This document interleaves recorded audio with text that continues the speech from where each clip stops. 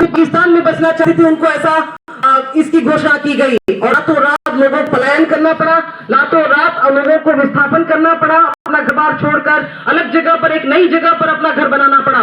ऐसी स्थिति में जहां हम नए होते हैं वहां घर बनाना, बसना और अपने परिवार को बसाना कितनी तकलीफजनक बात होती है। आपने गद्दर वाली फिल्म देखी होगी, किस प्रकार जो है ट्रेन चल रही थी तो उसमें लाशों की ढेर आ रही थी। एक देश से दूसरे देश तक पाकिस्तान और हिंदुस्तान के बीच जो 5 से 6 ट्रेन सरकार की सहमति से चली, उसमें लाशों की ढेर पहुंचती थी और लाशों की ढेर आती थी और काफी जख्मी लोग आया जाया करते थे और वहां मतलब लाशों की ढेर के साथ ही वो ट्रेन पहुंचती थी। इस प्रकार की हिंसा की स्थिति उत्पन्न हुई थी और ये धार्मिक हिंसा जो है, इतने लोगों की जानें इसमें गई, इसकी कल्पना आप नहीं कर सकते।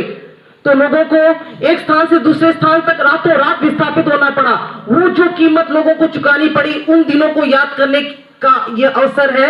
उन दिनों को याद करने के लिए हमारे आदरणीय प्रधानमंत्री जी ने 2021 को 2021 को 14 अगस्त के दिन विभीषिका स्मृति दिवस, विभाजन का जो विभीषिका है, इसका जो भयावह दृश्य है, इसका जो डरावना दृश्य है, जो आतंकित समय था, उन चीजों को उजागर करना, आपके सामने प्रस्तुत करना, यह उद्देश्य रहा है।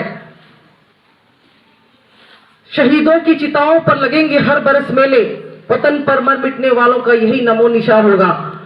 हर घर तिरंगा अभियान हमारे आदरणीय प्रधानमंत्री जी ने आरंभ किया है। आप निश्चित रूप से अपने अपने घर के छतों पर तिरंगा झंडा फहरा रहे होंगे। 13 से लेकर 15 तारीख तक 3 दिनों का यह अभियान जारी है। कौन कौन विद्यार्थी जिन्होंने तिरंगा झंडा फहराना शुरू कर दिया है? कोई इनमें से हाथ खड़ा करने के लिए तैयार है? इस प्रकार की उदासीनता हमें दिखनी नहीं चाहिए। आज ही आप लोग तिरंगा झंडा खरीदें, फिर तिरंगा पताका खरीदें और अपने अपने छतों के ऊपर तिरंगा झंडा फहराएं, क्योंकि कल जो आजादी का जो जश्न हम मनाएंगे, इस खुशी के साथ मनाएंगे कि हमें इस आजादी को प्राप्त करने में काफी कठिनाइयां झेलनी पड़ी है, काफी कुर्बानियां देनी पड़ी है, काफी बलिदान देने पड़े हैं। वह एक मंजर था, एक ऐसा मंजर था जिसमें जान पर खेलता हुआ जुलूस खड़ा था। वह समय इतना भयावह था, इतना डरावना था, इतना भयानक था कि लोगों को रातों रात हर चीज को त्याग करके जाना पड़ा था।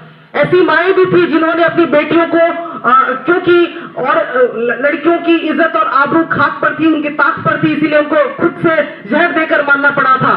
जब अचानक से उनको अपने पुरखों की जमीन छोड़कर जानी पड़ी थी, तब काफी लोगों ने आत्महत्या कर ली थी। ट्रेन में भरी लाशों से भरी हुई ट्रेनें इधर इस पाकिस्तान से हिंदुस्तान की ओर आना जाना कर रही थी। तो ऐसी स्थिति में जीना कितना मुश्किल था। उन चीजों को हम ना भूलें, उनके बलिदान